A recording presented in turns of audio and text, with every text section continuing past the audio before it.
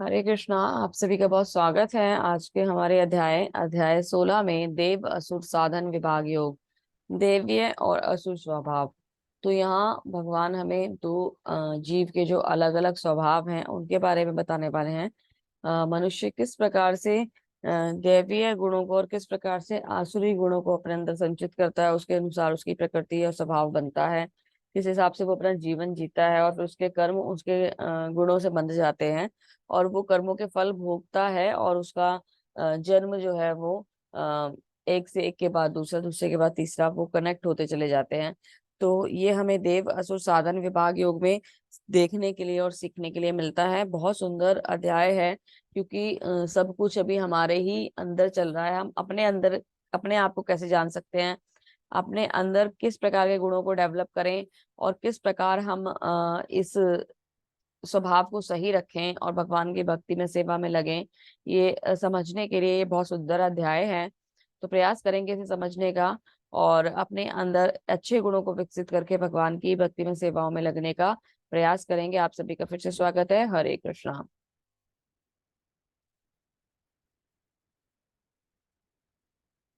तो देखिए, यहाँ कुछ चीजें हैं जो कुछ गुण हैं जो भगवान बता रहे हैं। भगवान ही अध्याय शुरू कर रहे हैं अर्जुन के पूछे बिना, तो इम्पोर्टेंट है हमेशा की तरह।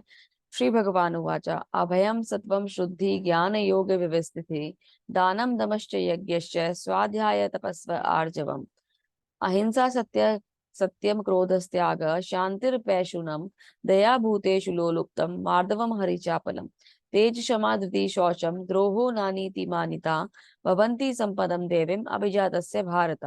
भगवान ने कहा, हे अर्जुन, सॉरी, हे भरत पुत्र, निर्भयता, आत्मशुद्धि, आध्यात्मिक ज्ञान का अनुशीलन, दान, आत्म संयम, यज्ञ पारायणता, वेद अध्ययन, तपस्या, सरलता, अहिंसा, सत्यता, क्रोध विहीनता, त्याग, शांति, चिंद्रावेशण में अरुचि, समस्त जीवों पर करुणा, लोभ विहीनता, भद्रता, लज्जा, संकल्प, तेज, क्षमा, धैर्य, पवित्रता, ईर्ष्या तथा सम्मान की भावना से की मुक्त अभी सम्मान की अभिलाषा से मुक्ति, ये सारे दिव्य गण गुण हैं जो दैवी प्रकृति संपन्न लोगों में, देव तुल्य पुरुषों में पाए जाते हैं। तो ये 26 क्वालिटीज हैं। 16.1 से 16.3 तक ये आते हैं। जो तीन श्लोक है उनमें इनका वर्णन हुआ है। जितने भी मैंने आपको ये नाम बताए हैं, ये सब देव तुल्य पुरुषों में पाए जाते हैं, यानी दैवीय गुण वाले जो व्यक्ति होते हैं उनके अंदर ये क्वालिटीज पाई जाती हैं, अर्थात वो निर्भय होते हैं, उनके वो आत्मशुद्ध होते हैं, उनके अंदर ज्ञान का अनुशीलन, आध्यात्मिक ज्ञान को जानने की इच्छा होती है उनके अंदर, वो उसका अनुशीलन करते हैं, दानी होते हैं, आत्म संयमी होते हैं, यज्ञ पारायण होते हैं, यज्ञ करते हैं, वेद अध्ययन करते हैं, तपस्या करते हैं, अलग अलग प्रकार की तपस्या होती है वो करते हैं, सरलता उनके हृदय में होती है, अहिंसा वो करते हैं, सत्यता उनके अंदर होती है, क्रोध विहीनता, त्याग, चिंद्रावेशण में अरुचि मतलब दूसरों को परेशान नहीं करते, जबरदस्ती इंटरफेयर नहीं करते, समस्त जीवों पर करुणा करते हैं, लोभ विहीनता, लोभ नहीं होता, भद्रता यानी कि सबसे बहुत अच्छे से बिहेव करते हैं, अभद्रता बेकार गलत ढंग से व्यवहार करना, भद्रता सही ढंग से व्यवहार करना, लज्जा, ठीक है, संकल्प होता है उनके अंदर, वो भक्ति में इतने दृढ़ होते हैं कि जो एक बार संकल्प ले लेते हैं उसे डिगते नहीं है, तेज, क्षमा, धैर्य, पवित्रता, ईर्ष्या ना होना, अभिलाषा से मुक्ति, ये सारे दिव्य गुण हैं। तो जब किसी व्यक्ति में कुछ इस प्रकार के गुण पाए जाते हैं या इनमें से कुछ गुण पाए जाते हैं तो वो दैवीय गुणों से संपन्न माना जाता है और दिव्य गुण वाला व्यक्ति कहा जाता है। छंद 1 से 3 में उल्लेखित ये 26 गुण पारलौकिक हैं। वर्ण आश्रम धर्म के अनुसार इनका आचरण होना चाहिए। उन्हें सामाजिक व्यावसायिक की विभिन्न स्थितियों के अनुसार विकसित किया जाना चाहिए। उद्देश्य यह है कि भले ही भौतिक स्थितियां दयनीय हो, यदि इन गुणों का अभ्यास पुरुष सभी वर्गों में किया जाए तो धीरे धीरे पारलौकिक बोध उच्चतम मंच तक उठना संभव है। प्रभुपाद जी क्या समझाना चाह रहे हैं? जो 26 क्वालिटीज हैं, ये 26 क्वालिटीज एक साथ हमारे अंदर नहीं आती हैं। ये 26 क्वालिटीज हमारे अंदर हमारे वर्ण आश्रम जो धर्म है ना उसके हिसाब से आती हैं। वर्ण आश्रम धर्म कैसे? जैसे कि हम ब्रह्मचर्य, फिर गृहस्थ, फिर संन्यास, फिर वानप्रस्थ, तो अलग अलग आश्रमों में रहते हैं। तो जब हम स्टूडेंट होते हैं तो स्टूडेंट को एकदम से जो क्वालिटीज होती हैं वो स्टूडेंट की क्वालिटीज अब है, और मतलब क्या कहते हैं, एकदम से सत्य होना उसको, है ना, संकल्प उसका सही होना चाहिए, पवित्र उसको होना चाहिए, ठीक है, आत्मसंयम उसके अंदर होना चाहिए। तो ये सारी क्वालिटीज एक स्टूडेंट की होती हैं। जब आप गृहस्थ की बात करते हो तो आत्मसंयमी के साथ साथ गृहस्थ को क्या होना चाहिए, गृहस्थ को दानी होना चाहिए, है ना। वेद अध्ययन, वेद अध्ययन तपस्या सबसे पहले ब्रह्मचर्य में आता है, वो मिस हो गए थे, सॉरी। तो वेद अध्ययन और तपस्या ब्रह्मचर्य में आता है। दानी होना सबसे ज्यादा बड़ा गुण किसका है, गृहस्थ का है। ठीक है। तो वहीं जो आपके ये हैं बाकी वानप्रस्थ और सन्यासी, ये भी अलग अलग प्रकार के गुणों से सुसज्जित होते हैं। तो क्षमा, धैर्य, पवित्रता, ये सब मिलजुल के अलग अलग आश्रमों में चलते हैं। कोई गुण सभी आश्रमों में रहते हैं, तो कोई गुण किसी किसी आश्रम में रहते हैं। 26 गुण जो है स्पेशली जिसमें हम वेद अध्ययन की बात करते हैं तो स्पेशली वो गुण ब्रह्मचर्य का है। और जब हम दान की बात करते हैं तो स्पेशली वो गुण किसका है, गृहस्थ का है। तो बहुत सुंदर तरीके से जब हम इस वर्ण आश्रम का पालन करेंगे, वर्ण आश्रम में जब हम इन गुणों का पालन करते हैं, तो प्रभुपाद जी समझाने का प्रयास ये कर रहे हैं कि इन गुणों को विकसित करने के बाद जीव हमेशा मतलब वो किसी भी स्थिति में क्यों ना हो, उसकी जो फिजिकल सिचुएशन है, भौतिक जगत में जो उसकी स्थिति है वो कोई भी क्यों ना हो, किसी भी प्रकार से वो बंधा हुआ क्यों ना हो, वो भगवान को प्राप्त करने के लायक बन जाता है। आपको शायद मैंने कल पढ़ाया था या नहीं बताया था कि भगवान, जो व्यक्ति इसी अध्याय में है, जो व्यक्ति जब हम भगवान को प्राप्त करना चाहते हैं ना, या भगवान की सेवा करना चाहते हैं, तो जीव को अपने अंदर कुछ ऐसे गुणों का विकास करना होता है जो उसे मतलब एक लेवल पर उठा सके। क्योंकि देखिए, हाँ शायद मैंने कल आपको समझाया था कि अगर आप डॉक्टर को हेल्प करना चाहते हैं, तो जूनियर डॉक्टर होना चाहते हैं, तो आपको वो स्टडीज करनी होंगी। आप नर्सिंग स्टाफ में भी जाना चाहते हैं तो आपको उस प्रकार की चीजों को सीखना होगा। तो जब हम भगवान की सेवा को करना चाहते हैं और मन में भाव ये है कि हमें भगवान की सेवा करनी है, तो हमें कुछ दैवीय गुणों का विकास करना होगा। तभी हम भगवान की भक्ति के लायक हो पाएंगे। भगवान की भक्ति के लायक होने के कायदा तो ये कहता है कि हमें ब्रह्म के स्तर तक उठना होगा। लेकिन अगर हम वहां तक भी अभी नहीं जा पा रहे हैं, धीरे धीरे सीख रहे हैं, तो कुछ अच्छे गुणों का विकास करके हम थोड़ा सा उच्चतर उठ सकते हैं और फिर हम भगवान की भक्ति में सेवाओं में लग सकते हैं। तो भगवान बहुत विशेष हैं। उनकी भक्ति कोई भी नहीं कर सकता। उनकी भक्ति वो कर सकता है जो इन दिव्य गुणों को अपने अंदर समाहित करेगा, उसे ऑटोमेटिकली भगवान की भक्ति मिल जाती है। वो ऑटोमेटिकली भगवान की भक्ति में सेवा में लग जाता है, ऑटोमेटिकली उसके मन में भगवान का चिंतन आ जाता है, भगवान का प्रेम जागृत हो जाता है। तो ये दिव्य स्वभाव है। दिव्य स्वभाव वाले व्यक्ति जो होते हैं, कभी किसी को परेशान नहीं करेंगे, सबसे अच्छा भाव रखेंगे। तो जब अच्छा भाव रखेंगे तो भगवान के प्रति भी उनका बहुत सुंदर समर्पण होगा। बहुत ही सुंदर ये गुण है। अगर सही प्रकार समझ लेते हैं तो हम अपने जीवन को बहुत अच्छा चला सकते हैं। अगर इन गुणों के ऊपर हम लोग डिटेल में बात करें, तो ये जो गुण हैं, ये हमारे जीवन को अगर बैलेंस फॉर्म में अगर आपको अपने जीवन को चलाना है, तो इन 26 क्वालिटीज को अपने अंदर उतार लीजिए। कोई ताकत नहीं है कि आपको कहीं से भी हिला पाए और आपका जीवन किसी भी परेशानी में आ जाए। कोई ताकत नहीं, क्योंकि ये जो गुण हैं, ये वो ताकत प्रदान कर देंगे कि आपको भगवान का बहुत सुंदर भक्त बना देंगे। और भगवान अपने भक्तों पर हमेशा विशेष कृपा करते हैं। श्रीमती राधा रानी उन्हें संरक्षण प्रकार प्रदान करती हैं इस भौतिक जगत में, और उनका हमेशा उद्धार और कल्याण होता है। तो ये 26 क्वालिटीज को अपने जीवन में उतारने का टास्क बना के अगर हम जीवन को जिएंगे, तो हम कभी भी गिरेंगे नहीं, हमारा कभी भी पतन नहीं होगा। तो हमें क्या करना है, हमें अपने अंदर, अभी समापन होने जा रहा है धीरे धीरे भगवत गीता का, चीजों को हम सीखते जा रहे हैं, तो हमें हमें ये सोचना चाहिए कि हमें क्या क्या करना है। हमें एक अच्छा व्यक्तित्व अपने अंदर लेके आना है, अच्छा व्यक्ति बनना है, अच्छे तौर पर हमें एक समाज में इस अच्छे व्यक्ति के तौर पर हमें रहना है। तो हमें क्या करना होगा कि हमें सही प्रकार खुद को सही प्रकार हमें डेवलप करना होगा। और उसके लिए हमें क्या करना होगा, इन गुणों को हमें अ, अपने अंदर डेवलप करना होगा। बहुत सुंदर ये गुण है, जितना चर्चा करी जाएगी उतना कम रहेगा। तो ये गुण जो थे वो तो थे किसके, जो देव तुल्य व्यक्ति होते हैं, दैवीय व्यक्ति होते हैं। कुछ गुण होते हैं जो आसुरी स्वभाव वाले होते हैं। वो आसुरी स्वभाव वाले कौन से गुण होते हैं, दंभो दर्पो अभिमानश्च, क्रोध पारुष्यमेव च, अज्ञानम च विजातस्य पार्थम संपदम आसुरीम। तो हे प्रतापपुत्र, दंभ, दर्प, अभिमान और क्रोध, कठोरता,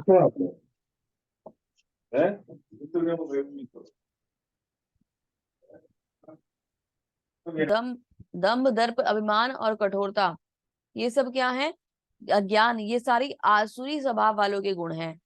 दंभ, दर्प, अभिमान आपको एक से नहीं लगते। हरे कृष्णा। कोई बता सकता है दम्भ, दर्प और अभिमान में क्या अंतर है? हरे कृष्णा।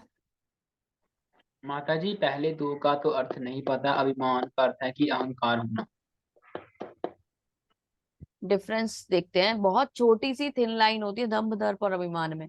दम्भ का मतलब होता है जो हम हैं उसका अहंकार करना। जैसे कि आप अगर डॉक्टर हैं तो आप उस पोजीशन पे खुद को बहुत ही ये मान रहे हैं कि मैं इतना सीनियर डॉक्टर हूँ, मैं इतना एक्टिव, मतलब इतना अच्छा डॉक्टर हूँ, मेरे बिना मतलब मेरा जो हॉस्पिटल है ये बेकार है, इसमें बाकी सारे डॉक्टर बेकार है और मैं ही सारे पेशेंट्स को सही करता हूँ।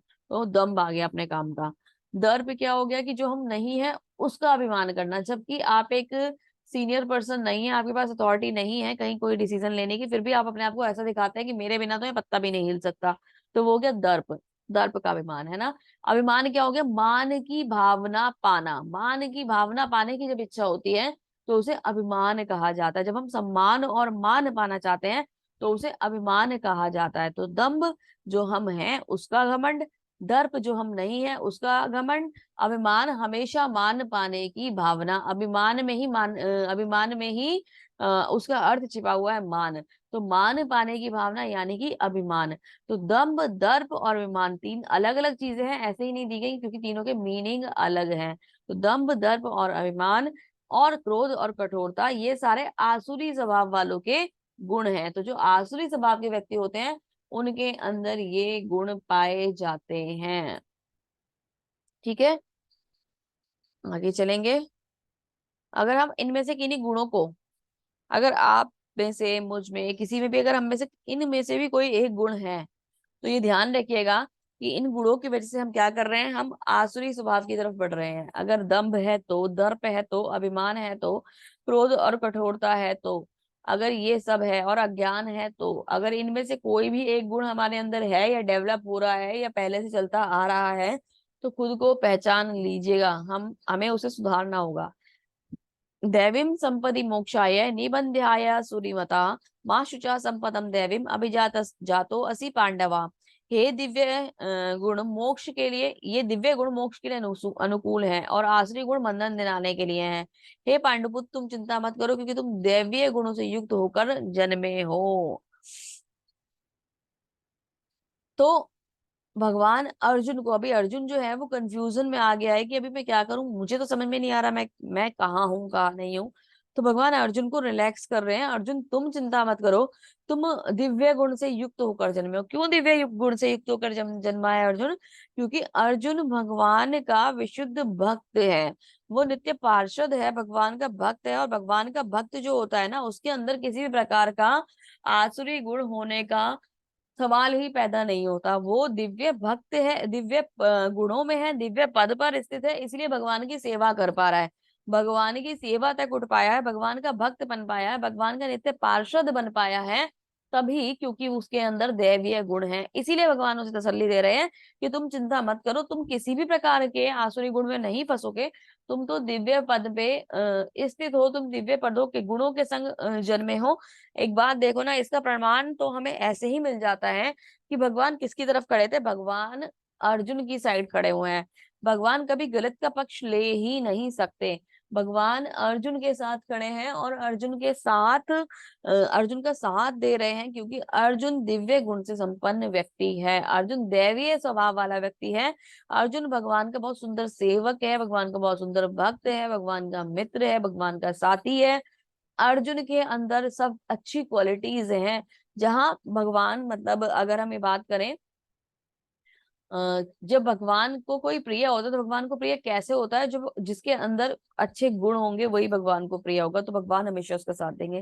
तो ये बात यहाँ प्रूव भी हो जाती है। जैसे मैंने कहा कि भगवान आसुरी स्वभाव वाले व्यक्तियों को हमेशा इग्नोर करेंगे और जो दैवीय स्वभाव वाले व्यक्ति हैं, उनको हमेशा साथ देंगे, पॉजिटिवली उनके संग हमेशा खड़े रहेंगे, उन्हें संरक्षण देंगे। तो ये एग्जाम्पल हमें अर्जुन से देखने के लिए यहाँ मिल जाता है। अर्जुन का भगवान बिल्कुल कंप्लीटली साथ दे रहे हैं। दी भूत स्वर्गो लोके अस्मिन देवे आसुर एव च देवो विशतरश्चः प्रोक्तम आसुरम पार्थ में शृणु। हे प्रतापपुत्र, इस संसार में सृजित प्राणी दो प्रकार के होते हैं, दैवी तथा आसुरी। पहले मैं विस्तार में तुम्हें दैवी गुण बतला चुका हूँ, अब मुझसे सारे आसुरी गुणों के विषय में सुनो। तो दैवी गुण जो 26 होते हैं वो तो भगवान ने बता दिए, लेकिन आसुरी गुण जो होते हैं वो किस प्रकार से जीव को परेशान करते हैं वो भी भगवान समझा रहे हैं। प्रवृत्ति च निवृत्तिम च जना, प्रवृत्ति च निवृत्ति च जना न विदुरासुरा, न शौचम नापि चाचरो न सत्यम तेषु विद्यते। जो आसुरी हैं वे ये नहीं जानते कि क्या करना है और क्या नहीं करना है, उसमें न तो पवित्रता होती है, न उचित आचरण होता है, न ही सत्य पाया जाता है। तो आसुरी स्वभाव में पवित्रता, आचरण, सत्यता नहीं पाई जाती। क्यों नहीं पाई जाती? क्योंकि वो उनके अंदर गुण ही उस प्रकार के नहीं है, वो गलत गुणों को में जाते हैं, और गलत गुणों के संग के कारण उनका आचरण गलत हो जाता है, पवित्रता गलत हो जाती है। पिक्चर काफी है आपको ये समझाने के लिए कि कैसे गलत आचरण होता है और कैसे अपवित्रता जीवन के अंदर आती है, सत्यता चला जाता है, सत्य चला जाता है ना। तो जब हम अपने होश में नहीं होते, एक तरीके से जब हम अपने आप की, अपनी सेंसेस को किसी और चीजों के द्वारा कंट्रोल कर लेते हैं, इंटॉक्सिकेशन का जब कॉन्सेप्ट शुरू हो जाता है, तो हमारा जो अपना जो ध्यान है, अपना जो हमारा एक तरीके से ये कह लीजिए कॉन्शियसनेस है, वो चेंज हो जाती है। हम किसी दूसरी तरीके की फीलिंग्स में आ जाते हैं, और फिर कुछ भी मतलब पवित्रता तो खत्म ही हो गई है ना। उसके बाद कुछ भी बोलना, किसी को झूठ बोलना, सच बोलना, आचरण गलत हो गया, ठीक है। तो ये सब चीजें हमारे अंदर शुरू हो जाती हैं अगर हम इंटॉक्सिकेशन में आ जाते हैं, हम गलत व्यवहार करते हैं, गलत आचरण करते हैं, फिर हमारे अंदर गलत गुण डेवलप हो जाते हैं। तो ये जो आसुरी गुण हैं ये इसी प्रकार के होते हैं, आसुरी लोग इसी तरीके के होते हैं ना, हमेशा भोग में लगे रहते हैं, और फिर उसके बाद उनका जो व्यवहार है, आचरण है, वो सब कुछ बदल जाता है। तो बहुत सोचनीय विषय है, अगर कोई भी व्यक्ति इस तरीके के कार्य में इन्वॉल्व है तो अपने ऊपर थोड़ा सा ध्यान दे और ये दे सोचे और ये देखे कि मैं क्या कर रहा हूँ, ये मैं अपने अंदर आसुरी गुणों का विकास कर रहा हूँ। जिनके अंदर आसुरी गुण होंगे भगवान उनको कभी भी शरणागति नहीं देंगे, इस बात को ध्यान रखिएगा। अगर है तो उन्हें दूर करने का प्रयास कीजिए, अगर नहीं है तो आप बहुत ही सुंदर व्यक्ति हैं। इस संसार में आपके अंदर मतलब अगर कुछ क्वालिटीज जो, अगर हम 4 रेगुलेटिव प्रिंसिपल्स का पालन करते हैं तो जीवन को शास्त्र संगत जीते हैं, और इतना सुंदर जीवन अगर हम इस पृथ्वी पर जी लेते हैं तो भगवान की कृपा के पात्र बन जाएंगे, है ना। तो बहुत ही धन्यवाद हमें भगवान को देना चाहिए कि भगवान आपने मुझे कम से कम इतना शुद्ध बना दिया कि मैं उन 4 रेगुलेटिव प्रिंसिपल्स का पालन कर पा रहा हूँ। मुझे ऐसा लगता है कि मेरा जो जीवन है ये उन्नति की ओर है, ये प्रगति की ओर है, ये फीलिंग हमारे मन में आ जानी चाहिए अगर हम सही तरीके से 4 नियमों का पालन करना है जो हमें प्रभुपाद जी ने बताए, 4 रेगुलेटिव प्रिंसिपल्स। तो भैया कह रहे हैं असत्यम प्रतिष्ठम ते जगदा हुर नरीश्वरम अपरस्य संभूतम किमन किमन्य काम अहेतुकम। वे कहते हैं कि जगत मिथ्या है, इसका कोई आधार नहीं है, इसका नियमन किसी ईश्वर द्वारा नहीं होता। उनका कहना है कि काम इच्छा से उत्पन्न होता है और काम के अतिरिक्त कोई अन्य कारण नहीं है। कौन कहते हैं? जो नास्तिक लोग होते हैं वो क्या कहते हैं कि भगवान वगैरह कुछ नहीं होते, ये जगत जो है ये काम इच्छा से उत्पन्न हुआ है, संतान उत्पत्ति के प्रोसेस से उत्पन्न हुआ है, इसमें भगवान का कोई रोल नहीं है, कोई भगवान नहीं है, बिना भगवान के जगत चल रहा है। हम लोग इस जगत को चला रहे हैं, संसार में जो जो जीव है वो इस जगत को चला रहे हैं, कोई भगवान कहीं एग्जिस्ट नहीं करते। तो ये मिथ्याचारी लोग मिथ्या भाषण करते हैं, अपने आप को क्या समझते हैं, बहुत ज्यादा अहंकारी होते हैं, बहुत ही ज्यादा अहंकारी होते हैं, और स्वयं को इस पृथ्वी का कारण मानते हैं। उन्हें यही नहीं पता कि हमने पहले भी पढ़ा था, भगवान कहते हैं अहम बीज प्रदाता पिता, मैं सबका बीज प्रदाता पिता हूँ। अरे तुम जगत चला रहे हो तो कभी ना कहीं से तो बीज आएगा, तुम कहाँ से आए हो, वो उससे पहले के लोग कहाँ से आए, कोई तो पहली रचना भगवान ने करी होगी। तो लोग इस बात को नहीं मानते और अपने आप को जगत का कारण मानना चाहते हैं और मिथ्याचारी कहलाते हैं। ऐसे लोगों की बातों में नहीं आना, क्योंकि ये कौन है? आसुरी स्वभाव के लोग हैं। ऐसे निष्काम कर्मों का अनुगमन करते हुए आसुरी लोग, जिन्होंने आत्मज्ञान खो दिया है, अज्ञानी भी वो हो गए ना एक तरीके से, जो बुद्धिहीन है, ऐसे अनुपयोगी एवं भयावह कार्यों में प्रवृत्त होते हैं जो संसार का विनाश करने वाले हैं। तो ये ऐसे इस प्रकार के अज्ञानी मूर्ख लोग जो होते हैं ना, अपने आप को सब कुछ मानने वाले, ये गलत कामों में इन्वॉल्व हो जाते हैं और वो फिर संसार को कष्ट देता है। इनके द्वारा लगाई हुई जरासी आग संसार में ऐसे फैल जाती है कि उसकी विचारधारा को ही नाश कर देती है। तो अभी देखिए कभी न संतुष्ट होने वाले काम का आश्रय लेकर तथा गर्व के मद में मिथ्या प्रतिष्ठा में डूबे हुए आसुरी लोग इस तरह मोहग्रस्त होकर सदैव क्षणभंगुर तथा वस्तुओं के द्वारा अपवित्र व्रत करते रहते हैं। तो क्या करते हैं, वो अपनी इंद्रिय तृप्ति में हमेशा लिप्त रहते हैं। उनका विश्वास है कि इंद्रिय तुष्टि ही मानव सभ्यता की मूल आवश्यकता है। इस प्रकार मरण काल तक अपनी चिंता अपार चिंता होती रहती है, किसकी, भोग की। वे लाखों इच्छाओं के जाल में बंधकर काम और क्रोध में लीन रहते हैं। इंद्रिय तृप्ति के लिए अवैध ढंग से धन संग्रह करते हैं। तो इंद्रिय तृप्ति के लिए जब वो काम करते हैं तो इन व्यसनों में तो होते ही हैं, साथ में वो उसके लिए धन, भाई पैसे की भी तो आवश्यकता पड़ती है ना। ये थोड़ी सी क्या कहते हैं, गलत प्रकार की लाइफ को जीने के लिए ज्यादा पैसा चाहिए होता है। सही प्रकार की लाइफ जीनी है तो लिमिटेड अमाउंट में आपका काम चल जाएगा। अगर आपको लैविश लाइफ जीनी है और गलत ढंग से लाइफ जीनी है, इन सब चीजों को भोगों करते हुए लाइफ जीनी है, तो पैसा भी चाहिएगा। पैसा उचित ढंग से जब व्यक्ति अर्न करता है तो वो अपने रेगुलर लाइफ जो है, उसको सीधी सादी जो लाइफ है उसी को जी पाता है। जब भोग विलास का जीवन जीना होता है तो गलत तरीके के पैसे कैसे ही उन सब चीजों को पूरा किया जा सकता है। ठीक है, सही प्रकार का पैसा तो जीवन यापन करने के लिए ही काम आ पाता है। अन्यथा मतलब इतनी सारी रिस्पॉन्सिबिलिटीज होती हैं, व्यक्ति सही पैसे को सही जगह लगाएगा ना, इन चीजों में थोड़ा ना लगाएगा। तो हम आचरण गलत करते हैं, उसके लिए गलत पैसा कमाते हैं, तो हम टोटली एक तरीके से गलत तरीके से कमाए हुए पैसे को गलत कार्यों में लगाकर टोटल कहते हैं ना भ्रष्ट हो जाते हैं, हम अपना पतन कर लेते हैं। हम चार जो हमारे रेगुलेटिव प्रिंसिपल्स हैं उनको ब्रेक कर देते हैं। इलिसिट रिलेशनशिप्स में चले जाते हैं, गैम्बलिंग में चले जाते हैं, इंटॉक्सिकेशन एंड मीट ईटिंग। ये चार जो है धर्म के चार सिद्धांत, धर्म धर्म के जो चार पैर हैं उनको तोड़ देते हैं। तो हम क्या कहते हैं, हमारे जो शास्त्रों के हिसाब से या प्रभुपाद जी ने जो हमें बताए हैं 4 रेगुलेटेड प्रिंसिपल्स, ये क्या है, ये है किसी भी प्रकार के अवैध संबंध में ना जाना, जुआ ना खेलना, किसी प्रकार का नशा ना करना और मांसाहार ना करना। इसमें प्याज और लहसुन भी, अनियन गार्लिक दोनों शामिल होते हैं। तो जब हम इलिसिट रिलेशनशिप्स में जाते हैं तो हम जो हमारा धर्म है उसका शौचम वाला जो पिलर है, पवित्रता वाला जो पिलर है, उसको ब्रेक कर देते हैं। जब हम किस में जाते हैं, गैम्बलिंग में जाते हैं, तो हम सत्यता का जो पिलर है, सत्यता का जो हमारा उसका स्तंभ है, उसको ब्रेक कर देते हैं। तो धर्म के जो चार पिलर हैं, पहला हो गया पवित्रता, दूसरा हो गया सत्यता। जब इंटॉक्सिकेशन में जाते हैं तो तप का जो पिलर है, तपस्या का जो पिलर है, उसको ब्रेक कर देते हैं।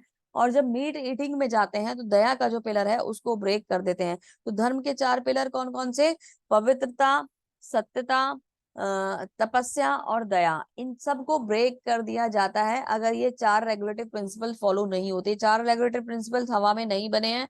अगर ये चार रेगुलेटिव प्रिंसिपल्स आए हैं तो धर्म के सिद्धांत को ध्यान में रखते हुए आए हैं। प्रभुपाद जी ने अगर हमें चार नियम दिए हैं तो हमें चार नियम इसलिए दिए हैं क्योंकि हम इन चार नियमों का पालन करें और धर्म को बचा के रखें और धर्म के अनुसार शास्त्र संगत जीवन को जिए। आप ये सोचिए कितनी बड़ी और कितनी बारीक बात है इस बात के अंदर कि इन चार नियमों को हमें ऐसा ही नहीं समझना चाहिए, इन चार नियमों को ऐसे ही नहीं मान लेना चाहिए। ये चार नियम हमारे जीवन को शुद्ध करके शास्त्र के संगत बना देते हैं। तो अपने जीवन को शुद्ध करके शास्त्र संगत बनाने कर जीने का प्रयास करना चाहिए, ना कि अपनी मर्जी द्वारा किसी भी भोग में लिप्त होकर जीने का प्रयास करना चाहिए। अगर हम इन चार नियमों को, पता है हमें क्या कहा जाता है कि जब हम भक्ति में आते हैं, भक्ति में आके व्यक्ति को, प्रभुपाद जी का जो लक्ष्य है वो क्या है कि व्यक्ति को इतना शुद्ध बना देना कि वो गोस्वामी के पद तक उठ जाए। गोस्वामी के पद तक उठ जाए मतलब भगवान का नित्य सेवक हो जाए, वो उस पद तक पहुंच जाए। तो वो हमें धीरे धीरे धीरे धीरे ना शुद्ध कर रहे हैं। आप ये सोचो कि क्या हमने कोई ना पुण्य कर्म ही करे होंगे, हमें ना हम पे भगवान ने कृपा ही करी होगी, जो हमें आज साथ मिल गया प्रभुपाद जी का, गुरुदेव का, है ना, हमें साथ मिल गया, हमें भगवान की कृपा मिल गई, हमें मार्गदर्शक शिक्षा गुरु एनएनडी प्रभु जी के साथ मिल गया कि हम लोग भक्ति में आ गए हैं और ये सही जो ट्रैक है उसको सीख रहे हैं।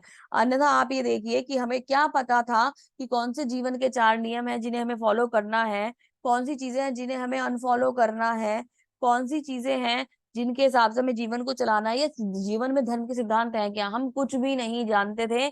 हम पर भगवान ने बहुत विशेष कृपा करी है। अगर ये चार नियम आप लोग फॉलो नहीं करते हैं तो आज से फॉलो करना शुरू कर दीजिए। आज पुरुषोत्तम मास का पहला दिन है, आज से पुरुषोत्तम मास शुरू हो गया है। पुरुषोत्तम मास भगवान की बहुत विशेष कृपा होती है। पुरुषोत्तम मास में आप ये समझ लीजिए जैसे भगवान ना सेल लगा के बैठे होते हैं कि अभी मैं ना अपनी कृपा को तुम पे भेजने वाला हूँ, तुम थोड़ा सा भी करोगे तुम उसे 1000 गुना फल लोगे। तो वो है ये पुरुषोत्तम मास। उस पुरुषोत्तम मास में करी हुई थोड़ी सी भी कृपा, तपस्या जो होती है, वो 1000 गुना फल देने वाली होती है। तो आज अगर आप हरे कृष्ण महामंत्र का जप करेंगे तो आपको 1000 गुना फल मिलेगा। जो लोग अपने जीवन में कुछ भी ना, कुछ भी शुरू करने का एक बहुत सुंदर दिन, कहते हैं ना कि आपको मैं आज बोल रही हूँ तो कोइंसिडेंट समझिए कि पुरुषोत्तम मास है। कितना पवित्र मंथ शुरू हो गया है, जिसमें हम भगवान की जरा सी भी अगर श्रद्धा से भक्ति करते हैं तो भगवान हमें एक्सेप्ट कर लेते हैं और स्वीकार कर लेते हैं, हमारी गलतियों को माफ कर देते हैं। बहुत ही लाभ देने वाला पुरुषोत्तम मास है। जो लोग 4 रेगुलेटिव प्रिंसिपल्स को फॉलो नहीं करते, आज से करना शुरू कर दीजिए। जो लोग माला जप नहीं करते, आज से करना शुरू कर दीजिए। बहुत पवित्र मंत्र है ये, बहुत ही ज्यादा। भगवान के दर्शन करिए, भगवान के मंदिर में जाइए। पुरुषोत्तम मास बीच में आ गया तो बता रही हूँ, उनका दर्शन कीजिए, जप का आनंद लीजिए, मंदिर में सेवाएं दीजिए। जो भी आप कर सकते हैं, कुछ नहीं कर सकते तो भक्तों का संग ऑनलाइन ले लीजिए। जितना भी आप कर सकते हैं करिए और भगवान की भक्ति में सेवा में जुड़ जाइए। भगवान बार बार ना आपको मौके दे रहे हैं ना, वो चाहते हैं कि आप उनसे मिलो, उनके साथ कनेक्ट हो जाओ, अपने भूले हुए संबंध को उनसे फिर से स्थापित कर लो। तो आज अपने अंदर अगर कोई भी कमी है तो त्याग का सबसे सुंदर दिन है। भगवान की सुबह, अभी मॉर्निंग हो गई है क्योंकि हम सुबह की चीजें रिचुअल अगर फॉलो नहीं कर पाए हैं, तो शाम को आप भगवान को, भगवान की सेवा में भगवान को दीप जला सकते हैं, भगवान से प्रार्थना कर सकते हैं, भगवान की आरती कर सकते हैं। कुछ भी आप शाम वाले समय में कर सकते हैं। आप माला जप कर सकते हैं, जो लोग माला जप करते हैं वो माला जप को बढ़ा सकते हैं। बहुत सुंदर मास है पुरुषोत्तम मास, उसका विशेष इसमें हमें स्पेशली, अगर हम, मैंने शेयर भी करा था आप लोगों के ग्रुप में, आप 15 चैप्टर का जो हमने ऑलरेडी पढ़ लिया है उसका अध्ययन कर सकते हैं, तो उसका लाभ आपको बहुत ज्यादा मिलेगा। ठीक है, भगवान के अलग अलग प्रकार के भजन सुन सकते हैं, भगवान की लीलाएं पढ़ सकते हैं, श्रील प्रभुपाद जी के बारे में जान सकते हैं। तो कुछ भी करिए, पुरुषोत्तम मास में खुद को एंगेज रखिए भक्ति में, सेवाओं में, और इन गलत चीजों को अभी ही छोड़ दीजिए। अगर नहीं छोड़ा है तो अभी ही छोड़ दीजिए, आज समय आ गया है। ठीक है, जो असुर है, क्योंकि ये जो क्वालिटीज हैं ये दैवी तुल्य पुरुषों में नहीं होंगी, ये असुरों की क्वालिटीज हैं। तो व्यक्ति इनमें क्या करता है, इनमें बनता है और उसके लिए गलत ढंग से धन संग्रह करता है। आसुरी व्यक्ति क्या सोचता है, आज मेरे पास इतना धन है और अपनी योजनाओं में से मैं अधिक धन कमाऊंगा। इस समय मेरे पास इतना धन है किंतु भविष्य में बढ़कर और अधिक हो जाएगा। वह मेरा शत्रु है, मैंने उसे मार दिया है, मेरे अन्य शत्रु भी मार दिए जाएंगे। मैं सभी वस्तुओं का स्वामी हूँ, मैं भोगता हूँ, मैं सिद्ध हूँ, शक्तिमान हूँ, सुखी हूँ। मैं सबसे धनी व्यक्ति हूँ, मेरे आसपास में कुलीन संबंधी हैं और मेरे समान शक्तिमान तथा सुखी कोई नहीं है। मैं यज्ञ करूंगा, दान करूंगा, इस तरह आनंद मनाऊंगा। इस प्रकार अज्ञानवश मोहग्रस्त रहते हैं। तो वो सब कुछ अपने आप को मानता है, वो कर्ता अपने आप को मानता है, स्वामी अपने आप को मानता है, भोक्ता अपने आप को मानता है। सब कुछ करने वाला, भोगने वाला वो वही है। उसके अंदर ये गलतफहमी आ जाती है और उसका दिखावा यज्ञ, दान और तप के रूप में करना चाहता है। अपने संबंधियों को, परिवारजनों को, अपने साथ के लोगों को दिखाना चाहता है कि मैं कितना ताकतवर हूँ और कितना धर्मात्मा हूँ। सब कुछ वो दिखाना चाहता है। वो दिखाने की उसकी जो अभिलाषा होती है वो उसे अहंकार से बांध देती है, वो उसे दर्प से बांध देती है और वो उसका पतन कर देती है। जैसे कि एग्जाम्पल के लिए आपको स्क्रीन पर दिख ही रहा है, हिरण्यकशिपु, कंस और रावण, ये सब कौन थे, आसुरी लोग थे, असुर थे ये। इनका पतन कैसे हुआ सब अच्छी तरह से जानते हैं, भगवान ने स्वयं इनको समाप्त कर दिया, स्वयं। तो मतलब इस प्रकार के जो गुण हैं ये आसुरी लोगों में होते हैं, इनका पतन निश्चित ही होता है। क्योंकि और उसमें भी एक बात ये होती है कि भगवान, मैंने पहले भी बताया था, भगवान अगर किसी असुर का वध कर रहे हैं तो उसके ऊपर भगवान कृपा कर रहे हैं। आसुरी लोगों में भी जरूरी नहीं है कि सभी भगवान की भक्ति के पात्र बन पाएंगे। असुर क्या होते हैं, असुर का पतन होता है और असुर का नीचे, वो नीचे की तरफ गिरते चले जाते हैं। असुर जो होते हैं वो नीचे की तरफ गिरते चले जाते हैं। फिर कोई गारंटी नहीं है, इसी चैप्टर में हम आगे पढ़ेंगे कि भगवान उन्हें वापस अपने पास बुला लें। लेकिन जिन असुरों पर भगवान दया करते हैं, उन असुरों को मारने के लिए भगवान यहाँ आते हैं। अन्यथा भगवान तो सोचने मात्र से असुरों को भस्म कर सकते हैं ना। तो हिरण्यकशिपु को मारने के लिए भगवान उत्पन्न हुए, कंस को मारने के लिए भगवान उत्पन्न हुए, तो रावण को मारने के लिए भगवान उत्पन्न हुए। भगवान ने क्या करा, इनको खुद अपने सामने अपने हाथों से मारा तो इन्हें मुक्ति मिल गई है ना। और ये दिव्य धाम को चले गए भगवान के, ये दिव्य गति को प्राप्त हुए क्योंकि इन पर भगवान की कृपा हो गई। जिन लोगों ने भगवान को देखते हुए प्राण छोड़े उन पर भगवान की कृपा हो गई, अन्यथा बहुत सारे लोग ऐसे ही मर जाते हैं। वो असुर मतलब क्या कहते हैं, वो असुर होते हुए भी और पतन की तरफ, अधम पतन की तरफ चले जाते हैं, उनका कोई कल्याण नहीं होता। असुरों में भी कुछ लोग, जैसे अब देखो रावण शिव भक्त तो था ही ना, तो तपस्या करता ही था, तो कहीं ना कहीं उसको भगवान ने उसको क्या कहते हैं, मृत्यु देकर भी उसकी एक तरीके से उन्नति कर दी, उसको सही रास्ता दे दिया। तो असुरों का भी कल्याण करते हैं उनका, जिन पर भगवान कृपा करते हैं। के अनेक चित्ता विभ्रंता मोह जाल समावृता प्रसक्ता काम भोगेशु पतंती नारकेशु चो। इस प्रकार अनेक चिंताओं से उद्विग्न होकर तथा मोह जाल में बंधकर इंद्रिय भोग में अत्यधिक आसक्त हो जाते हैं और नरक में गिर जाते हैं। जो लोग अपने भोग में लगे रहते हैं उनको नर्क मिलता है, मैंने अभी आपको बताया, वो नर्क में जाते हैं। अहंकारम बलम दर्पम काम क्रोध शाश्रितम मामात पर्षदेहेषु प्रदिश्यन्तो अभ्यासुका।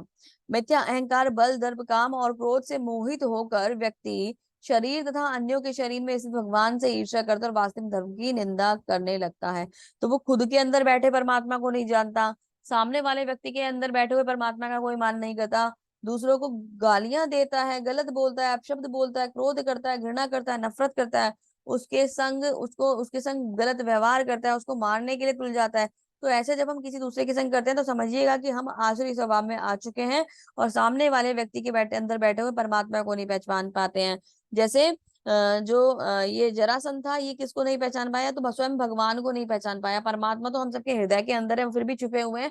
भगवान तो साक्षात सामने बैठे थे और भगवान को नहीं पहचान पाया, और 100वीं गलती करते उसका सर कट गया। हालांकि ये उसका ना प्रारब्ध था, क्योंकि उसको ये श्राप मिला हुआ था कि वो 3 जन्म लेने के बाद भगवान को प्राप्त कर लेगा। भगवान का सेवक था, उनका द्वारपाल था, तो ये भगवान के धाम इसे वापस जाना था, तो इसलिए भगवान ने उसको गला उसका काट दिया, और वो 100 गलतियों के बाद उसको मर के उसे मुक्ति मिल गई थी। ये भगवान की एक लीला ही थी। लेकिन जो आसुरी स्वभाव के व्यक्ति होते हैं वो बेसिकली उनका जो कॉन्सेप्ट होता है, वो सामने वाले व्यक्ति के अंदर परमात्मा को देखने से वंचित रह जाते हैं, और उनको उनको उनका अपमान कर देते हैं, और उनको मतलब गलत समझते हैं, और मिसबिहेव उनके संग करते हैं, और एक तरीके से अपने अंदर इन गुणों को विकसित करके बहुत ज्यादा खुश हो जाते हैं कि हमने बहुत बड़ा काम कर दिया, जबकि पतन के लिए रास्ता अपना ओपन कर लेते हैं।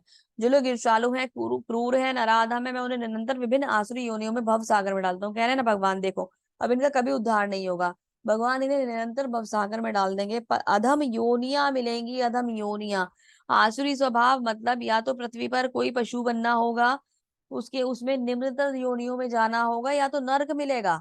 आसुरी स्वभाव है तो ये सोच के रखिए आपको क्या करना है, आपको अपने अंदर कौन से गुण डेवलप करने हैं, अभी ध्यान दे दीजिए, बहुत जरूरी है। अगर कोई भी गलत आदत हमारे अंदर है तो उसको छोड़ने का समय आ गया है, उसको छोड़ दीजिए और अपने स्वभाव को सही कर लीजिए। हे कुंती पुत्र, ऐसे व्यक्ति आसुरी योनि में बारंबार जन्म ग्रहण करते हुए भी कभी भी मुझ तक नहीं पहुंच पाते, वे धीरे धीरे अत्यंत अधम गति को प्राप्त होते हैं। पहले डिस्कस कर चुकी हूँ मैं आपके संग, भगवान को कभी प्राप्त नहीं होंगे, माम आप प्राप्त विचय, वो कभी भगवान को प्राप्त नहीं करेंगे, भगवान की शरण कभी नहीं जा पाएंगे, भगवान को कभी भी प्राप्त नहीं कर पाएंगे। भगवान की ही कभी कोई कृपा हो गई तो किसी असुर का भगवान उद्धार कर दे, अन्यथा भगवान, ये जो आसुरी लोग हैं भगवान को कभी प्राप्त नहीं कर पाते, क्योंकि जीवन तो भोग में बिता दिया, भोग करते करते करते ये जीवन सारा निकाल दिया, इंद्रिय तृप्ति में लगे रहे, गलत गुणों को डेवलप कर लिया, गलत आचरण कर लिया, तो क्या मिलेगा, कुछ नहीं मिलेगा। बुद्धि दी थी ना भगवान ने, क्यों इस्तेमाल नहीं करा आपने? बुद्धि का सही इस्तेमाल नहीं करेंगे तो पतन निश्चित है। गलत फहमी में रह रहे हैं कि हमारे पास सब कुछ है, बहुत बड़ी गलत फहमी है। जिस समय ये रिजल्ट आने वाला टाइम होगा ना, उस समय पता चलेगा कि अरे भगवान ये क्या हो गया, मुझसे कितनी ही बड़ी गलती हो गई, अब मैं क्या करूं। तो पछतावे के सिवा कुछ नहीं बच पाएगा। अभी समय है, खुद को सही रास्ते पर ले आइए। अब आप बोलेंगे माता जी हमारे अंदर कोई से गुण नहीं है, तो क्रोध एक ऐसी चीज है जो सब व्यक्ति के अंदर थोड़ा या ज्यादा कहीं ना कहीं होता है ना, तो वो भी आसुरी गुण के अंदर आता है। मेरे अंदर भी थोड़ा सा क्रोध है, आपके अंदर भी होगा। जब क्रोध को भगवान की सेवा में लगाया जाता है तो क्रोध बहुत दिव्य बन जाता है, और भगवान की सेवा में लगता है तो पाप नहीं देता हमें ना। लेकिन जब वही क्रोध दूसरों को परेशान करने के लिए इस्तेमाल होता है तो हमें आसुरी स्वभाव की तरफ ले जाता है और भगवान से दूर कर देता है। अपने क्रोध में अगर कोई क्रोध है भी अगर आपके अंदर, तो या तो उसका सही इस्तेमाल कीजिए, और नहीं तो उसे निकाल के फेंक दीजिए, अपने अंदर से उसको समाप्त कर दीजिए। हम शॉर्ट टेम्पर्ड होते हैं, हमें नहीं होना चाहिए। त्रिविधम नारकस्य इदं द्वारम नाशन आत्मनम काम क्रोध तथा लोभ समादेतत्र त्रिज्यते। नर के तीन द्वार हैं, काम क्रोध और लोभ। प्रत्येक बुद्धिमान को चाहिए कि इन्हें त्याग दे, क्योंकि इससे आत्मा का पतन होता है। तो आत्मा जो होती है काम में बंध जाती है, क्रोध में बन जाती है और लोभ में बन जाती है, और नीचे की तरफ गिरती चली जाती है, गिरती चली जाती है, जीव को बांधती चली जाती है, गलत योनियों में जन्म दिलवा कर उसको खत्म कर देती है, नष्ट कर देती है, उसकी कभी उन्नति उद्धार नहीं हो पाता। आप देखती हो ना, जैसे कीड़े होते हैं, मच्छर होते हैं, पक्षी होते हैं, ये सब क्या है? ये निम्नतर योनियां ही हैं। इनमें आप बताओ, एक जीव नाली के अंदर पड़ा हुआ है, वो उसको जीवनमयी बता रहा है, उसमें आनंद ले रहा है, कोई जीवन है वो? आप ये देखो, चेतना तो उसके अंदर भी है ना, तो पता नहीं क्या ही कर्म करे हैं जो वो बना है। भगवान ने बहुत बड़ी कृपा करी है सच में हम सब पर, कि हमें भगवत भक्ति और अपने नाम और ज्ञान के लिए थोड़ी सी बुद्धि दे दी। हम सब आज बैठकर उसे सुन पा रहे हैं। जितना बार मैं सोचती हूँ ना इस बात को, उतनी बार मुझे धन्यवाद देने का भगवान को, मतलब एक फीलिंग आती है, भगवान तुमने कितनी बड़ी कृपा कर दी कि सच में इस लायक बना दिया कि हम इस बात को समझ सकें, आपके पाठ का अध्ययन कर सकें, आपको जान पाए, आपकी भक्ति कर पाए, जो कि हम पे होती नहीं है, आती नहीं हमें भक्ति करनी। पर हम फिर भी कुछ भी करके प्रयास तो कर रहे हैं। और मैंने हमेशा बताया, भगवान भक्ति में ना प्रयास देखते हैं। भगवान हमेशा ये भाव देखते हैं कि आप कितनी मन से उनकी भक्ति में कनेक्ट हो रहे हैं। कोई नहीं देखते कि आपको कितनी चीजें आती हैं, आप कैसे भक्ति कर पा रहे हैं, उच्चारण सही कर पा रहे हैं, नहीं कर पा रहे, कौन से वेद पढ़ पा रहे हैं, कौन से ग्रंथ पढ़ पा रहे हैं, कौन से शास्त्र पढ़ पा रहे हैं, आप कितना व्रत कर पा रहे हैं। भगवान ही देखते हैं कि आप कितना प्रयास कर पा रहे हैं। प्रयास अगर शुद्ध होगा तो भगवान उसको एक्सेप्ट कर लेंगे। अगर आपने दिखावे के लिए कोई काम करा, तो कितनी भी बड़े भक्त हो जाइएगा, पतन निश्चित है। तो हमेशा भगवान की कृपा को बहुत ही सुंदर तरीके से लेकर उनको धन्यवाद करते हुए भगवान की भक्ति में सेवा में लग जाए, नहीं लगे तो पतन होगा ही। इसके अपोजिट भी कुछ सारी चीजें होती हैं। एर्ते विमुक्त कौन्ते ये तदम द्वारे स्थिर निर्भरा आचार्य आत्मनः श्रेयस्तो यति पराम गतिम यातिम पराम गतिम। तो हे कुंती पुत्र, जो व्यक्ति इन तीनों नरक के द्वारा से बच पाता है, वह आत्म साक्षात्कार के लिए कल्याणकारी कार्य करता है और इस प्रकार क्रमशः परम गति को प्राप्त होता है। तो जो इन तीनों द्वारों में नहीं जाएगा, वो भगवान की भक्ति में जाएगा। भगवान की भक्ति में जाएगा तो आत्म साक्षात्कार करेगा और भगवान के दिव्य स्वभाव को, अच्छी गति को प्राप्त होगा। यानी कि क्या करना है? खुद को आसुरी ना बनाकर दैवीय गुणों में विकसित करते हुए भगवान की भक्ति में लगाना है। यह शास्त्र विधि मृत्यु सज्जय वर्तते कामकारातः न स सिद्धिम वाप्नोति न सुखम न पराम गतिम। जो शास्त्रों के आदेश की अवहेलना करता है न और मनमाने ढंग से कार्य करता है, उसे न तो सिद्धि न सुख न ही परम गति प्राप्त होती है। तो अगर इन चार नियमों का उल्लंघन करोगे तो कुछ भी हाथ नहीं आएगा।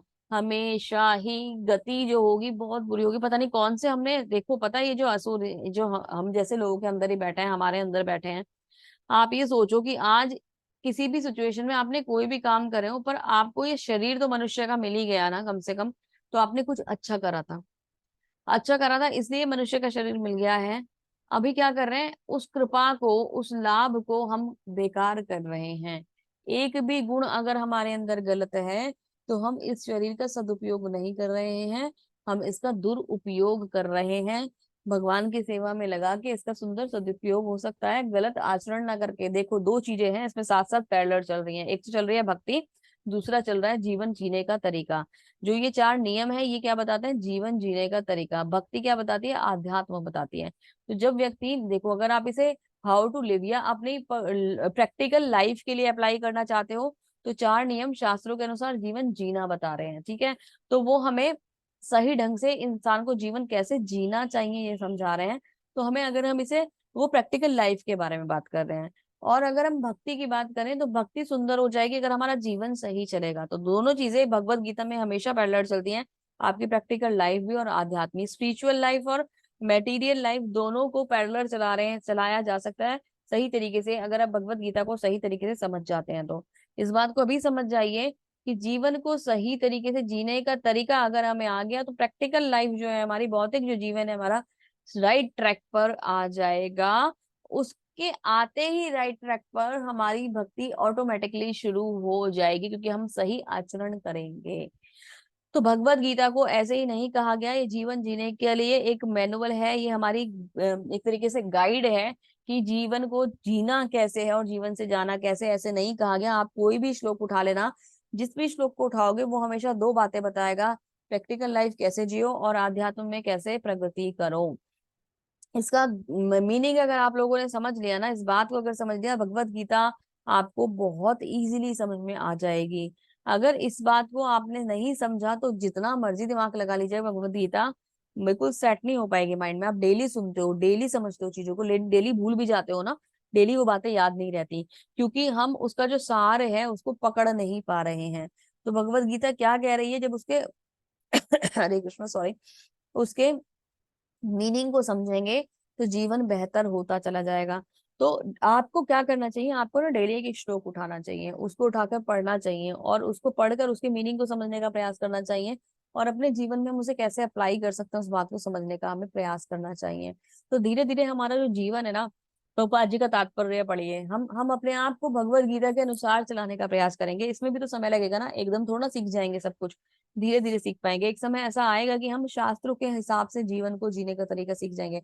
वैसे तो बहुत आसान कर दिया है प्रभुपाद जी ने, 4 नियम दे दिए हैं, इनको फॉलो कर सकते हैं, लेकिन फिर भी अगर भगवत गीता को ही चेक करना है कि भगवत गीता हमें कैसे जीवन जीना सिखा रही है, तो एक श्लोक पढ़िए और उसे अपने ऊपर अप्लाई कीजिए, उसके पॉजिटिव साइड को अपने ऊपर अप्लाई कीजिए, और अपनी प्रैक्टिकली अपने ऊपर जब आप उसे अप्लाई करेंगे तो जीवन में चेंज देख पाएंगे कि कैसे मेरा जीवन सुधर गया है। मैंने हमेशा ये कहा था कि आप डे 1 पे जुड़ते हो तो 18th डे पे हम क्या देखते हैं कि आपके अंदर बहुत सारे चेंजेस आ गए हैं। ठीक है, वो क्यों होते हैं, क्योंकि हम उसका अनुसरण करते हैं और उसके प्रकार हम अपने जो हमारा जो कार्य है उसको करते हैं, और सही कार्य करते हुए हम सही कार्यों में इन्वॉल्व होते हैं, गलत चीजों से हट जाते हैं, व्यसनों से हमारी दूरी बन जाती है, भगवान की भक्ति में सेवाएं बढ़ जाती है, मन और आत्मा शुद्ध हो जाती है, तो हम सही तरीके से जुड़ जाते हैं। तो प्रैक्टिकली भगवत गीता वाकई में, और अभी आगे के जो भी चैप्टर में बचे हैं ये सब हम प्रैक्टिकल लाइफ के बारे में बताएंगे। ज्ञान जो सेक्शन है वो पूरा प्रैक्टिकल लाइफ को कैसे बैलेंस करना है, यानी कि भौतिक जीवन को कैसे बैलेंस करना है, वो समझाने के लिए है ये सारा का सारा ज्ञान वाला सेक्शन। अगर इसे कर्म करने कैसे हैं, तो हम क्या कर रहे हैं और आगे की गति कैसे सुधारनी है, वो कर्म बता देता है। भगवान की भक्ति में कैसे जाना है वो ज्ञान बता देता है। इस जीवन को सही तरीके से कैसे जीना है वो ज्ञान बताएगा। भगवान की भक्ति में कैसे जाना है वो भक्ति योग बताएगा, इस जीवन को कैसे जीना है वो ज्ञान बताता है। ज्ञान को भी उतना ही इंपॉर्टेंट समझना जितना भक्ति को और जितना कर्म को समझना इंपॉर्टेंट है। तो ज्ञान को सही तरीके से समझ लीजिए और अपने जीवन के कुछ नियमों को बना लीजिए, उन पे चलते हुए जीवन को जिए, तो हम भगवान की भक्ति अवश्य प्राप्त करेंगे, भगवान का धाम अवश्य प्राप्त करेंगे। तस्मात् छात्रस्य प्रमाणं ते कार्य कार्य व्यवस्थितो ज्ञातम शास्त्र विधिनोक्तम कर्म कुर्तुम महर्षि। अतएव मनुष्य को जानना चाहिए कि शास्त्रों के विधान के अनुसार कर्तव्य क्या है और अकर्तव्य क्या है, उसे विधि विधानों को जानकर कर्म करना चाहिए और वह क्रमशः ऊपर उठ सकता है। ये पूरी डिटेल मैंने आपको अभी बताई है कि हमें शास्त्र संगत कर्म करने हैं। शास्त्र संगत कर्म होते कैसे हैं? शास्त्र संगत कर्म हम तब कर सकते हैं जब हम सही लोगों का संग करेंगे, सही आचरण करेंगे, वैष्णव का संग करेंगे, भक्तों का संग करेंगे और गुरु के शरणागत हो जाएंगे। क्योंकि गुरु वो व्यक्ति हैं जिन्होंने खुद आत्म साक्षात्कार किया हुआ है, जिनका संबंध भगवान से है, वही वो हमें उस संबंध को डेवलप करने का तरीका सिखा सकते हैं। जो गुरु के संपर्क में नहीं है वो ये सब चीजें नहीं सीख सकता। गुरु शिक्षा देते हैं ना, क्या करो क्या मत करो, भौतिकता की शिक्षा भी तो गुरु ही देते हैं ना, तो वही आध्यात्म के भी शिक्षक होते हैं, वही हमें बताते हैं कि हमें क्या करना चाहिए और क्या नहीं करना चाहिए। वो हमें एक कड़ी है भगवान से जोड़ने की। ये कहते हैं ना, यस्य प्रसादा भगवत प्रसादो यस्य प्रसादान गति कुतो अपि। तो भगवान को अगर आपको जुड़ना है, ठीक है, तो वो जोड़ने के लिए गुरु है जो भगवान से मिला देते हैं और भगवान है जो गुरु से मिला देते हैं। भगवान की कृपा होगी तो गुरु मिलेंगे, गुरु की कृपा होगी तो भगवान मिलेंगे। समझ रहे हैं, दोनों का एक दूसरे से बहुत गहरा संबंध है। गुरु का सम्मान भगवान के जैसा ही होता है, गुरु हमारे लिए भगवान ही होते हैं। जो गुरु की अवज्ञा करता है उनको साधारण मनुष्य को समझता है, वो बहुत बड़ा अपराधी है। नाम अपराध में तीसरा अपराध है गुरु की अवज्ञा करना और उन्हें साधारण मनुष्य समझना। तो गुरु का विशेष महत्व है, ऐसे ही गुरु की महत्ता नहीं बता दी गई है। गुरु बहुत विशेष होते हैं और केवल वो ही होते हैं जो हमें भगवत धाम ले जा सकते हैं। गुरु के बिना कोई भगवत धाम नहीं जा सकता। तो मन में कभी भी अगर ऐसी कोई बात आए कि मुझे भगवान की को और जानना है, आत्म साक्षात्कार करना है और भगवान की भक्ति में सेवाओं में लगना है, तो गुरु को एक बार मतलब शरणागत आपको होना होगा। एक सेकंड के लिए होल्ड करेंगे। हरे कृष्णा।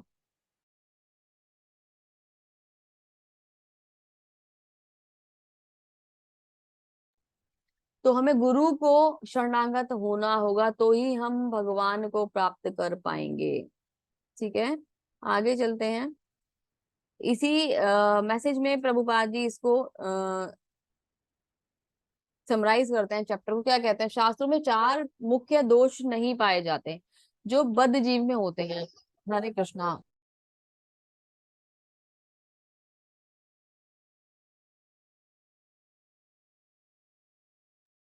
अ, चार मुख्य दोष हमें शास्त्रों में चार मुख्य दोष नहीं पाए जाते तो बद्ध जीव में होते। तो हमारे अंदर कौन कौन से दोष होते हैं? हमारी इंद्रियां अपूर्ण होती हैं, है ना।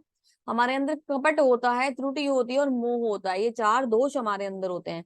इन चारों दोषों के कारण जीव जो है वो बद्ध हो जाता है ना, विधि विधान बनाने के लिए अयोग्य होता है। अतएव विधि विधान जिनका उल्लेख शास्त्र में होता है, जो इन दोषों से परे होता है, सभी बड़े बड़े महात्मा आचार्य महापुरुषों के द्वारा किसी परिवर्तन को स्वीकार कर लिए जाते हैं।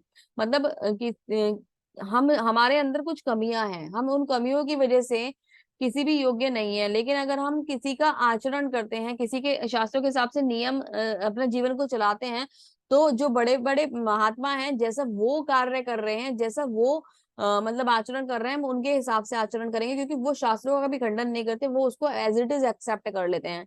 हम जैसे तुच्छ लोग जिनको कुछ पता ही नहीं है, वो शास्त्रों पर उंगली उठाते हैं। शास्त्रों के नियम का पालन किए बिना कोई सिद्धि प्राप्त नहीं कर सकता। अतएव जो शास्त्रों के तात्पर्य को वास्तव में समझता है, भाग्यशाली माना जाता है। तो अगर आपको ये बातें समझ में आ रही हैं कि हमें शास्त्र के हिसाब से जीवन जीना चाहिए, शास्त्रों के नियम का पालन करना चाहिए, तो अपने आप को सौभाग्यशाली मानिए और उन पर अप्लाई करना स्टार्ट कर दीजिए। ये भौतिक शक्ति की प्रकृति के तीन गुणों से बनी है। इसके पूर्व की भगवान ज्ञान का मार्ग खुले, मनुष्य को कम से कम सतोगुण तक ऊपर उठना है होता है। दूसरों के लिए यदि उपयुक्त तथा प्रामाणिक गुरु का मार्गदर्शन प्राप्त हो जाता है तो उसका जीवन सफल हो जाता है, क्योंकि गुरु उच्च पद की ओर उन्नति का मार्ग दिखा सकते हैं। गुरु की बहुत महत्ता है, मैंने अभी आपको 2 मिनट पहले बताया है। कम से कम सतोगुण में आ जाइए, रजोगुण और तमोगुण को त्याग दीजिए।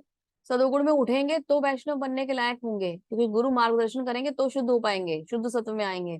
अगर गुरु मार्गदर्शन सतोगुण में नहीं होंगे तो शुद्ध सत्व में नहीं आ पाएंगे। गुरु मार्गदर्शन नहीं देंगे, मार्गदर्शन नहीं मिला तो यही कीड़े मकोड़ों वाली जिंदगी चली बीत जाएगी और फिर से इस जीवन में 84 लाख के फेर में फंस जाएंगे। मुझे तो सोच के भी डर लगता है कि पता नहीं कितने करोड़ों जीवन वर्ष बाद ना मैं आज यहाँ इस मनुष्य के शरीर में बैठी हूँ और आप लोगों से बात कर पा रही हूँ और भगवत गीता को सुन पा रही हूँ। आप लोगों को भी ऐसा फील होता होगा ना। तो अभी क्या है, समय हो गया है, जग जाइए बिल्कुल ही। मतलब सच में कभी भी अगर आप अपने आप को टच करो ना, तो देखना कि हाँ ये मनुष्य का शरीर है। कभी कभी मुझे ऐसा फील होता था जब मैं बहुत स्टार्टिंग में फीलिंग आती थी कि हम कैसे हैं, कौन है, हम क्या हैं। तो हम टच मैं कभी कभी मुझे जब मैं छोटी थी उसकी बात बताती थी, तो मैंने हाथ टच करके देखती थी, हाँ हम मनुष्य हैं। तो वो जीव वो जो है वो सामने जो है वो जानवर है। कभी कभी बचपन में मैं ऐसी एक्टिविटीज करती थी, तो वो हमें फील हो जाता है कि मतलब हम कुछ अलग हैं। तो हम अलग हैं, तो उस अलग होने का लाभ लीजिए ना, उस अलग होने का जो उद्देश्य है उसको पूरा कीजिए। हम अलग हैं क्योंकि भगवान ने कृपा करके हमें अलग बना दिया है, हम पे बहुत बड़ी कृपा कर दी है। कभी भी अपने आप को शीशे में देखें जाके, तो देखें कि भगवान ने मुझे मनुष्य बनाया, मुझे बुद्धि दी है, मुझे ज्ञान दिया, मैं समझ पा रहा हूँ, डिफरेंसेस देख पा रहा हूँ। तो क्यों नहीं मैं इस जीवन को सार्थक कर लूं, क्यों नहीं मैं गुरु के शरणागत हो जाऊं, क्यों नहीं मैं गुणों को सही प्रकार से करके भगवत धाम की प्राप्ति कर लूं। ये मौका दोबारा नहीं मिलेगा। बहुत ही बड़ी बात है कि हम मनुष्य हैं। आपसे हम्बल रिक्वेस्ट कर रही हूँ, इस जीवन को सार्थक कर लीजिए, अन्यथा पछतावे के सिवा कुछ नहीं बचेगा। और फिर तो हमारे अंदर इतनी बुद्धि भी नहीं रहेगी ना। जब हमारी मृत्यु हो जाएगी तो हम दूसरे जन्म में चले जाएंगे, फिर हमारे अंदर इतनी बुद्धि भी नहीं रहेगी, क्योंकि हम तो फिर जैसे कर्म करेंगे, या तो भक्ति में आ गए, भक्ति कर ली तो मनुष्य जन्म मिल जाएगा, तो भक्ति को और सुंदर करने का मौका मिल जाएगा। या तो दो चीजें हैं, या तो आप भक्ति कर लो और एक इसी जन्म में भगवान को प्राप्त कर लो। अगर वैसा नहीं कर पाए तो कम से कम इतनी भक्ति कर लो कि अगले बार मनुष्य जन्म मिल जाए। अगर इन दोनों में से कुछ नहीं हुआ तो फिर तो कोई ना कोई कीड़ा मकोड़ा बनना पड़ेगा, और फिर तो बहुत ही टेंशन हो जाएगी, फिर कुछ नहीं हो पाएगा, फिर हम कुछ नहीं कर पाएंगे और कुछ हो भी नहीं पाएगा। इस बात को याद रखिएगा।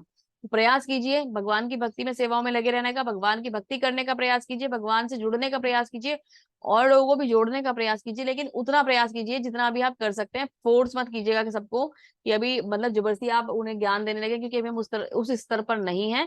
लेकिन फिर भी प्रयास हम कर सकते हैं। तो हरि नाम में खुद को जोड़िए और लोगों को जोड़ने का प्रयास कीजिए, भगवान की भक्ति में, सेवाओं में जुड़िए और जोड़ने का प्रयास कीजिए।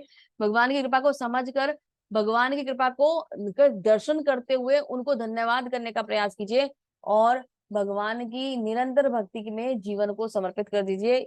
भगवान की निरंतर भक्ति के लिए गुरु का ध्यान कीजिए और गुरु को धारण कीजिए। ये ही एक रास्ता है जो हमें भगवान तक पहुंचा सकता है। इसी मैसेज के संग इस सेशन को यहीं समाप्त करेंगे। आप सब लोग पर भगवान की कृपा हमेशा बनी रहे, गुरु की कृपा हमेशा बनी रहे। प्रभुपाद जी हम सबको हमेशा अपनी कृपा देते रहें, हम सबको हमेशा कृष्ण भक्ति से जोड़ते रहें। इसी मैसेज के संग सेशन को समाप्त करते हैं। आगे 2 दिन में हमारा भगवत गीता संपूर्ण हो जाएगा। आप सब लोग बहुत सुंदर तरीके से इस कोर्स में बने हुए हैं। बहुत विशेष कृपा है भगवान की आपके ऊपर, आप पर और मुझ पर हमेशा ये कृपा बनी रहे। इसी के संग इस सेशन को समाप्त करते हैं। हरे कृष्णा। आप सभी का बहुत बहुत धन्यवाद।